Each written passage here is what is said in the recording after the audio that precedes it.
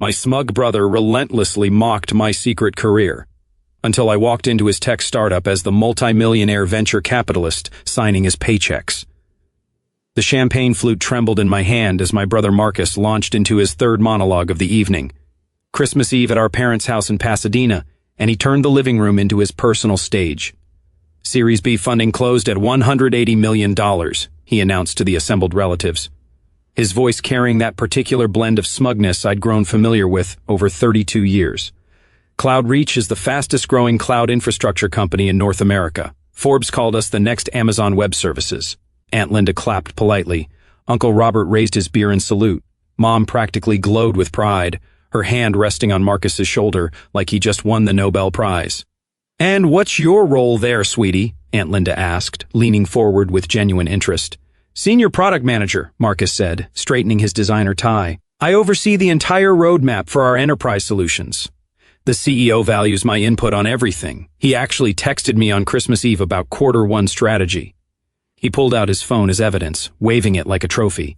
Dad nodded approvingly from his armchair. Marcus has real stability now. Benefits, stock options, the whole package. He's set for life when they go public. The implication hung in the air like smoke, unlike me, unlike his disappointment of a daughter who at 34 still rented a one-bedroom apartment in Venice Beach and drove a 7-year-old Honda Civic. "That's wonderful, Marcus," I said, meaning it. I was genuinely happy for him, even if he was being insufferable about it.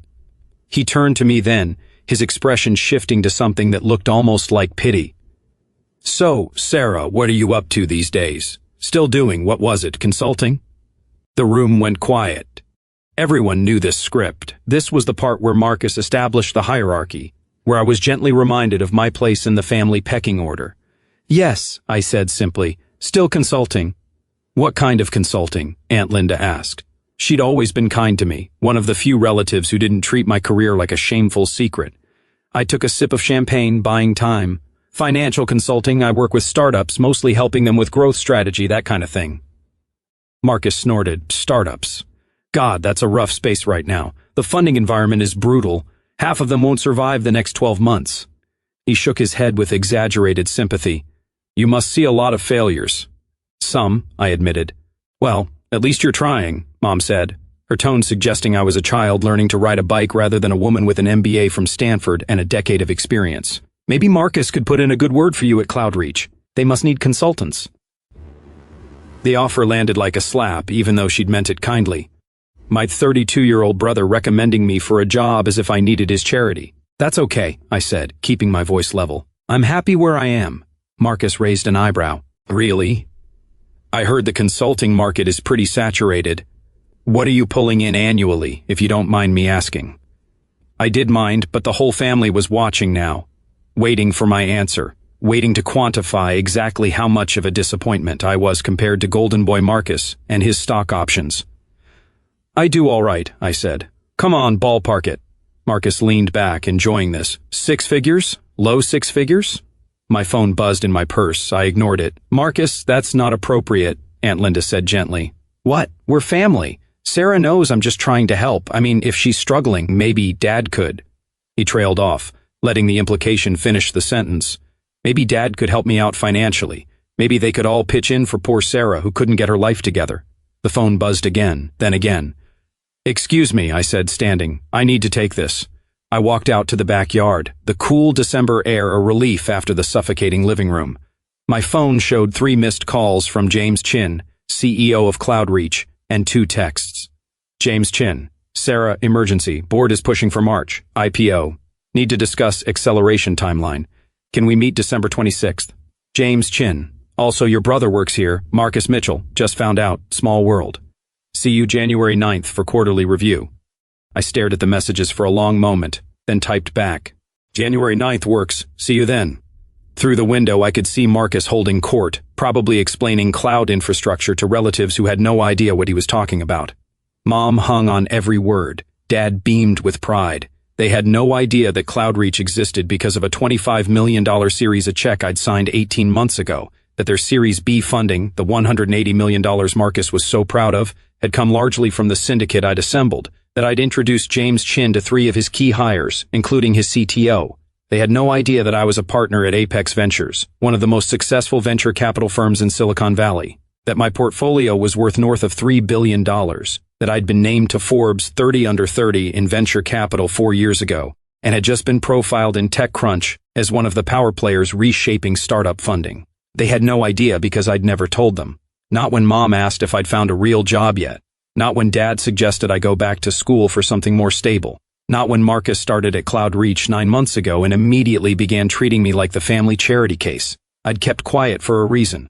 I wanted to see if they valued me, Sarah, their daughter and sister, without the validation of money or status. I wanted to know if they'd be proud of me even if I was just a struggling consultant. The answer, apparently, was no. I walked back inside. Marcus was showing Uncle Robert something on his phone. Probably his employee dashboard or stock option agreement. "Everything okay?" Mom asked. "Fine," I said. "Just work stuff." "On Christmas Eve?" Marcus laughed. "What kind of consulting emergency could there be?" I smiled. "Just a client checking in." "Well, hopefully they're paying you overtime," Dad said. The rest of the evening crawled by. More stories about CloudReach, more pointed questions about my life that I deflected with practiced ease. More pitying looks from Mom and encouragement to hang in there. At 10 o'clock, I made my excuses and left. As I drove back to Venice Beach, my phone rang. James Chin again. "Sarah, sorry to bother you on Christmas Eve," he said when I answered.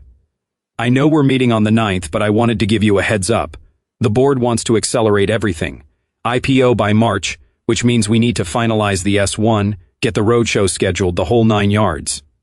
"That's ambitious," I said. "It's insane," he admitted. "But the market conditions are perfect, and frankly, we need the capital to scale. Your initial thesis about enterprise adoption was dead on. We're at 340% year-over-year growth. Congratulations, James. You've built something special." "We've built something special," he corrected. "None of this happens without Apex's support, without your support. You took a chance on us when everyone else was funding AI companies." I smiled in the darkness of my car. "I liked your vision, still do. The team is excited to meet you properly on the 9th. I know we've done most of our check-ins remotely, but having you come to the office will be huge for morale. Also, funny story. I just found out your brother works here." My stomach tightened. "Yes, small world. Marcus Mitchell, right? Senior PM on the enterprise team. Good guy, sharp thinker. Does he know you're with Apex?" "We don't really talk about work," I said carefully. "Well, he's about to find out. I'm doing an all hands before our meeting to announce your visit. We're trying to build more transparency around our investors. Show the team who's backing us. Is that okay?" I thought about Marcus's face earlier that evening, the casual condescension, the pity, Mom's suggestion that he could get me a job. "That's fine," I said. "Great. See you January 9th at 10 a.m. and Sarah, thank you for everything." The next 2 weeks passed in a blur. I spent Christmas Day alone in my apartment working on due diligence for a new AI startup. I had coffee with 2 founders on the 27th. I reviewed term sheets. I attended a partner meeting at Apex's Sand Hill Road office where we discussed our Q1 investment strategy. My family didn't call. Not surprising. Christmas was Marcus's show now. I was just a supporting character in his success story. On January 8th, I got my hair done and picked up the Armani suit I'd had tailored. Black, perfectly cut with a silk blouse the color of money. I packed my briefcase with the CloudReach files. Every email, every board memo, every funding round document. That evening, Marcus called. "Hey, Sarah," he said, his voice oddly tight. "You busy tomorrow? I have some meetings. Why?" "There's this big thing at work. Our lead investor is visiting. CEO is making a huge deal about it. We're all required to attend this all-hands meeting at 9:30. "Sounds important," I said neutrally. "Yeah, I guess. Honestly, it's probably just some rich jerk who wants to feel important. VCs are the worst. They throw money around and act like they built the company themselves." I bit my tongue. "Is that right?" "Oh yeah, James worships these people, but between you and me, we'd be just as successful without them. Maybe more successful. VCs always want control, want to meddle in product decisions they don't understand." "Huh," I said.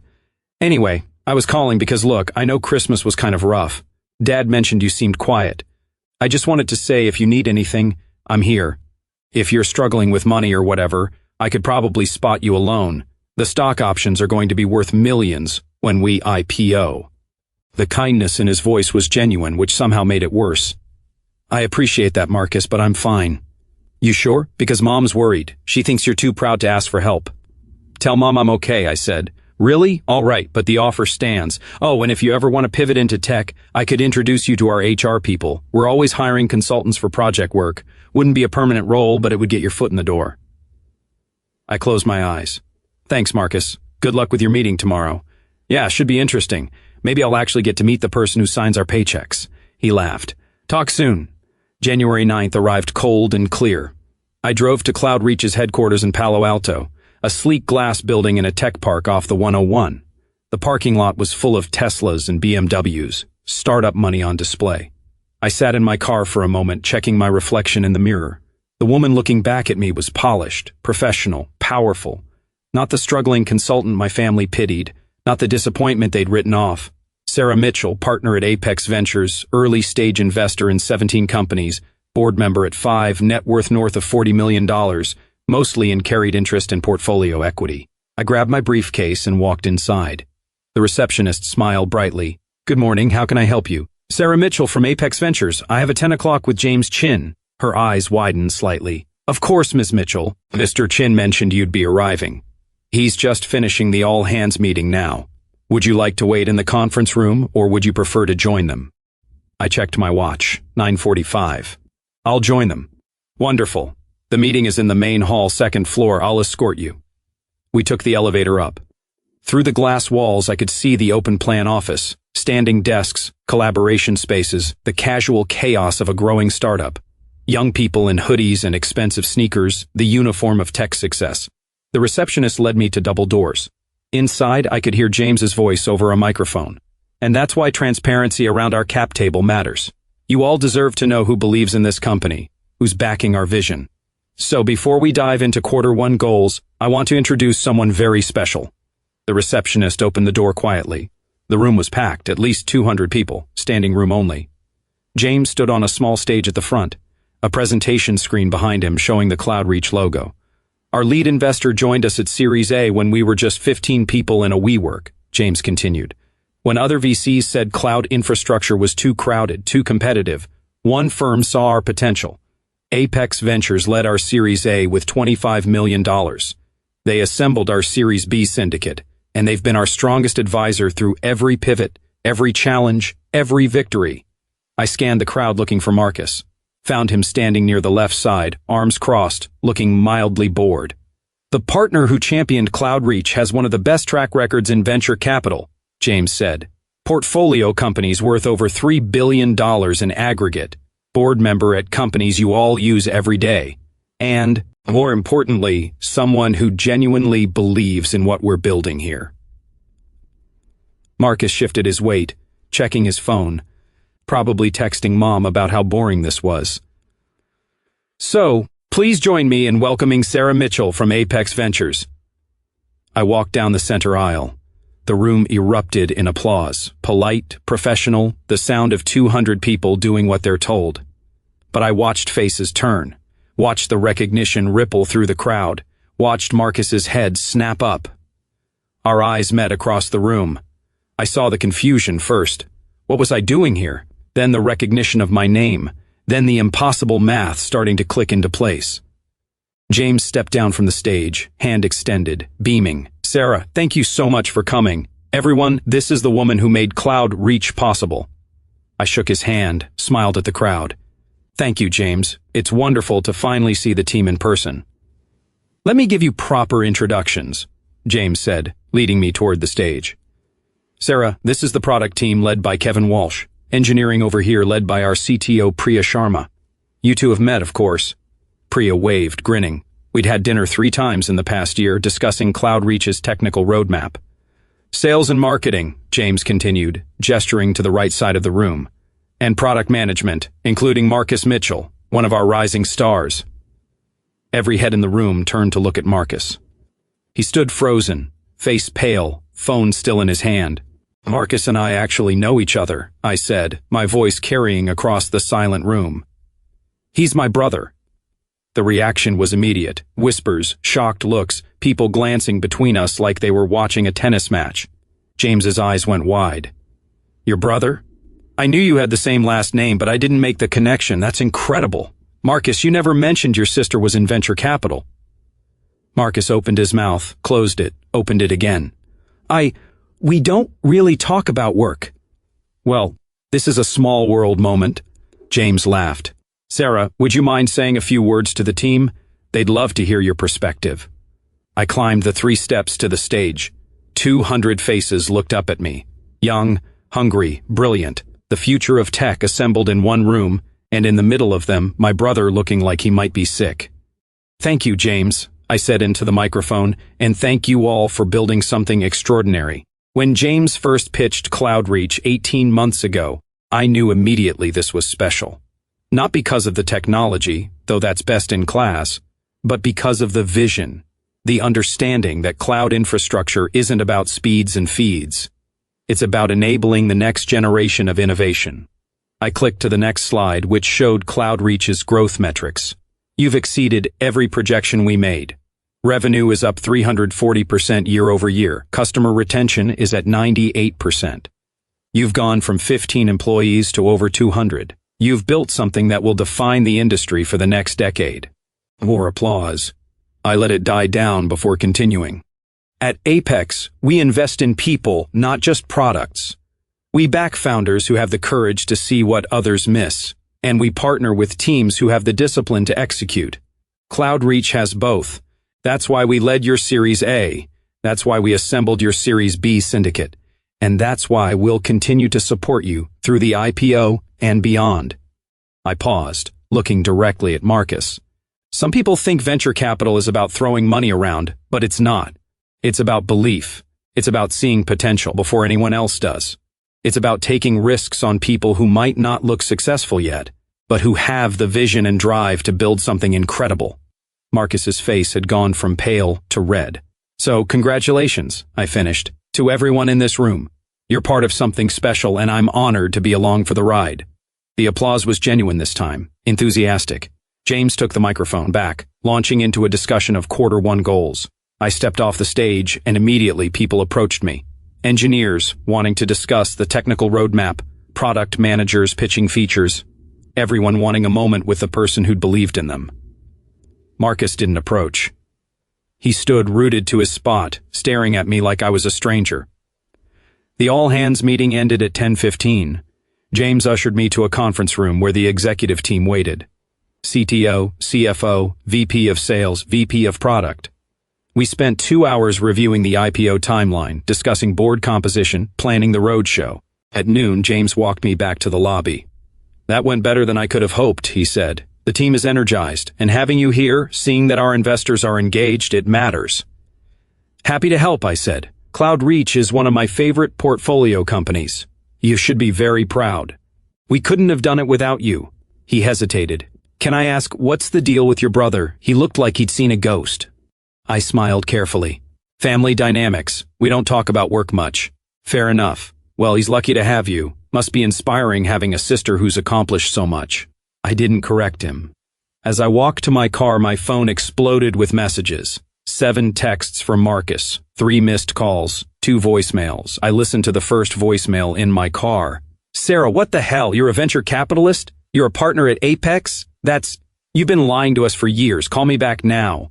The second voicemail was quieter, shakier. Sarah, I don't understand. Why didn't you tell us? Why did you let us think Mom is going to lose her mind when she finds out? Dad, too, you need to call me, please. I deleted both voicemails and drove back to Venice Beach. That evening, the family group chat erupted. Marcus, everyone needs to hear this. Sarah isn't a consultant. She's a venture capitalist, a partner at one of the biggest VC firms in Silicon Valley. Mom, what? Sarah, is this true? Dad, Marcus, what are you talking about? Marcus, she's been lying to us. She's rich, like really rich. She invested in CloudReach. She's basically my boss's boss. Aunt Linda, Sarah, that's wonderful. Why didn't you tell us? Mom, Sarah, please call me. I'm so confused. I muted the chat and poured myself a glass of wine. The call started at 7 o'clock. Mom first, then Dad, then Marcus again. I let them all go to voicemail. At 8:30, someone knocked on my door. I looked through the peephole and saw Marcus standing in the hallway, still wearing his CloudReach hoodie. I opened the door. Why? He said immediately. Why did you lie to us? I didn't lie, I said calmly. I just didn't correct your assumptions. That's the same thing. He pushed past me into the apartment. Hey, Sarah, do you know how I felt today standing in that room while everyone looked at me? While they realized my sister is Sarah Mitchell from Apex Ventures, and I had no idea. How did it feel? I asked. He spun to face me. Humiliating. I look like an idiot. My own sister and I didn't even know what she did for a living. You never asked, I said quietly. Not really. You asked what I did, and when I said consulting, you made assumptions. You decided I was struggling. You offered me loans. You suggested Dad could help me out because you live in this tiny apartment. You drive a Honda. You never talk about your job. I like my apartment, I said. It's close to the beach and my car runs fine. Why would I talk about my job when you clearly weren't interested? He stared at me. That's not fair. Isn't it, Marcus? When was the last time you asked me a question about my life that wasn't designed to confirm I was less successful than you? That's not... I was trying to help. Were you? I walked to my wine glass, took a sip. Or were you trying to feel superior? Oh, come on. You're the one who's been playing games. You could have told us the truth any time. I wanted to see if you'd value me without the validation, I said. I wanted to know if Mom and Dad would be proud of me even if I was just a struggling consultant. If you'd treat me with respect even if I wasn't successful. And now I know. He flinched. That's not fair, Sarah. We love you. I know you do. But love and respect aren't the same thing. My phone buzzed. Another text from Mom, Sarah, please talk to us. We're so proud of you. Why would you hide this? I showed Marcus the text. See that? We're so proud of you. Not we've always been proud of you. Not we're proud of who you are. They're proud now that they know I'm successful. That's the difference. You're being unfair, Marcus said again, but his voice was quieter now. We didn't know. How could we be proud of something we didn't know about? You could have been proud of me anyway, I said.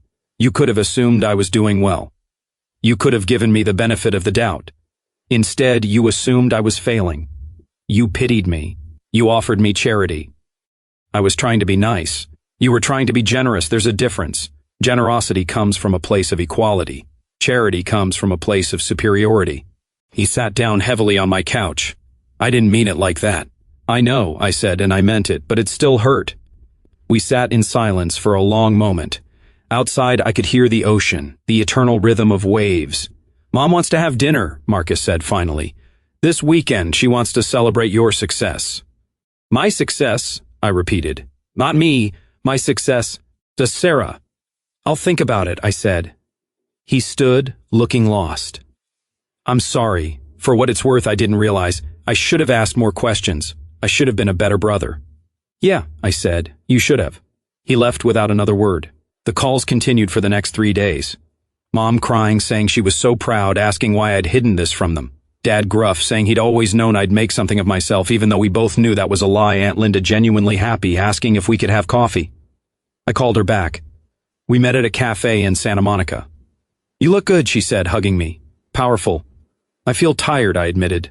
I bet. She ordered us both coffee. For what it's worth, I always suspected you were doing better than you let on. You had that look. What look? The look of someone who has nothing to prove.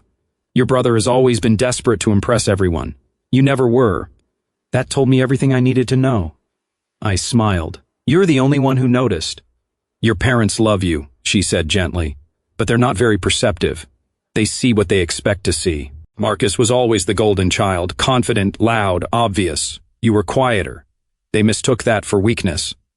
I'm not weak, I said. I know, honey. But they're going to feel terrible when they realize what they missed, what they assumed. You need to be ready for that. I don't know if I want to forgive them, I said quietly. You don't have to, not yet, maybe not ever.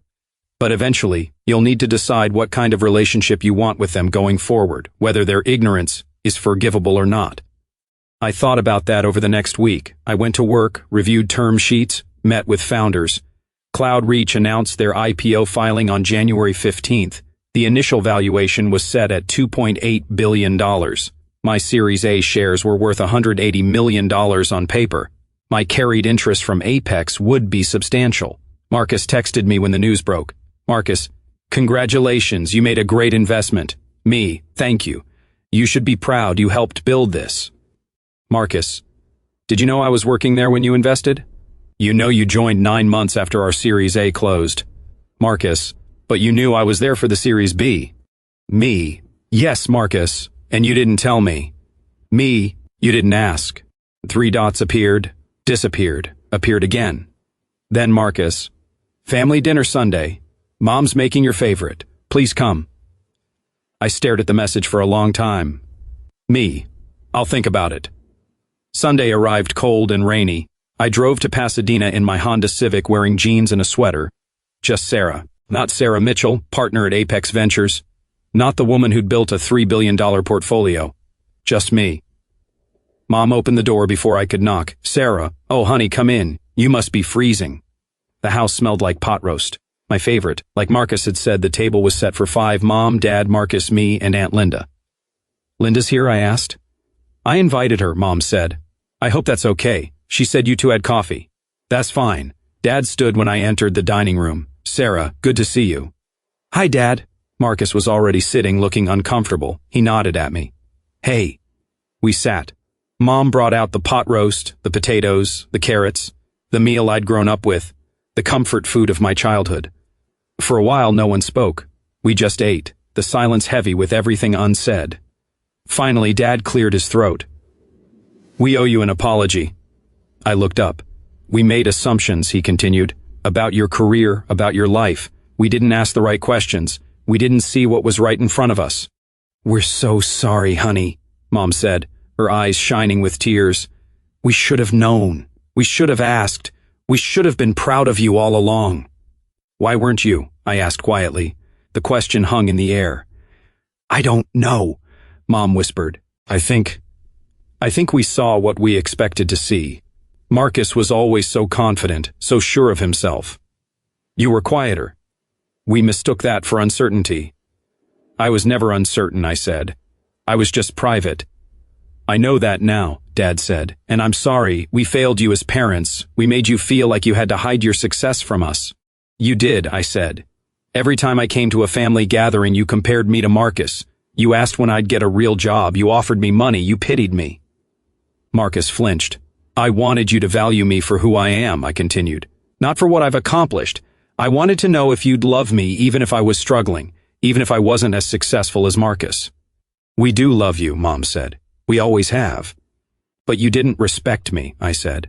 Not until you found out I was rich. Not until you learned I was successful. That's what hurts. Silence fell again. Aunt Linda spoke up. For what it's worth, Sarah, I've always been proud of you. Not because of your job or your money, but because of who you are. Kind, thoughtful, brilliant. That's what matters. Thank you, I said, my voice thick. We want to make this right, Dad said. Tell us how. I looked around the table, at my parents, desperate for forgiveness, at Marcus, ashamed and chastened, at Aunt Linda, supportive as always. I don't know if you can, I said honestly. I don't know if I'm ready to forgive you yet. Maybe someday, but not today. Mom's face crumpled. Sarah. But I continued. I'm willing to try to rebuild, to see if we can have a relationship based on who we actually are, not who you thought I was. We'll do anything, Dad said. Then start by asking me questions, I said. Real questions about my work, my life, my dreams, not questions designed to confirm your assumptions. Questions because you actually want to know. Okay, Mom said. We can do that. The rest of dinner was awkward, halting, but it was a start. Mom asked about Apex Ventures. Dad asked about my investment philosophy. Marcus asked what it was like to be on boards. I answered honestly. I told them about the startups I'd funded, the founders I believed in, the risks I'd taken. I told them about the failures, too. The companies that had crashed, the bets that hadn't paid off, the hard lessons I'd learned. They listened. Really listened, maybe for the first time in years. At 9 o'clock, I stood to leave. Will you come back? Mom asked. Maybe, I said. If you want me to. We do, Dad said, very much. Marcus walked me to my car. The rain had stopped, leaving the streets slick and shining. I'm sorry, he said again, for everything, for being a jerk, for making assumptions, for offering you loans when you probably have more money than I'll ever make. I smiled despite myself. You don't know that. CloudReach's IPO will make you rich. Not Apex Ventures rich, he said, not Sarah Mitchell rich. Money isn't the point, I said. I know, but it's hard not to feel stupid. I spent years talking down to you, years thinking I was the successful one, years pitying you. You weren't entirely wrong, I said. I was struggling, just not financially. I was struggling to figure out if my family would love me without the success. Turns out that's a harder question to answer than any pitch deck I've ever reviewed. And what's the answer? I looked at him, my little brother, who'd grown into a man I barely recognized, who'd been insufferable and condescending and kind all at once. I'm still figuring it out, I said. I drove home through the empty streets, the city lights reflecting off wet pavement. My phone buzzed with a text from James Chin. James, board approved the IPO timeline. Roadshow starts in February. Thank you for believing in us when no one else would. I smiled and typed back, thank you for building something worth believing in. The CloudReach IPO happened on March 12th. The stock opened at $42 and closed at $68. The company was valued at $3.9 billion. My Series A investment was now worth $247 million on paper. My company went to the opening bell ceremony. I watched from my office at Apex, surrounded by my partners, celebrating another successful exit. Marcus called that evening. My options are worth $4.2 million, he said, sounding dazed. I'm a millionaire. Congratulations, I said, meaning it. Sarah, thank you. I know you didn't invest because of me, but still, thank you. You earned it, I said. You helped build that company. Be proud of what you accomplished. I am, he said. And I'm proud of you too. For what it's worth. I should have said that years ago. Yeah, I said. You should have. Better late than never. I thought about that. About forgiveness and family and the complicated math of love. Yeah, I said finally. Better late than never. We hung up. Outside my window, Sand Hill Road stretched toward the horizon, lined with venture capital firms that had shaped the technology landscape. I was part of that world now. I'd earned my place at the table. But I'd also learned something important. Success without recognition is still success. Worth without validation is still worth. I didn't need my family's approval to know my value, but it was nice finally to have it anyway. My phone buzzed one more time. Mom in the family group chat. Mom, family dinner next Sunday. Sarah, please bring pictures of your work. We want to hear all about Apex Ventures. We want to know everything. I smiled and typed back a single word. Me, okay. It wasn't forgiveness. Not yet. But it was a beginning. And sometimes a beginning is enough.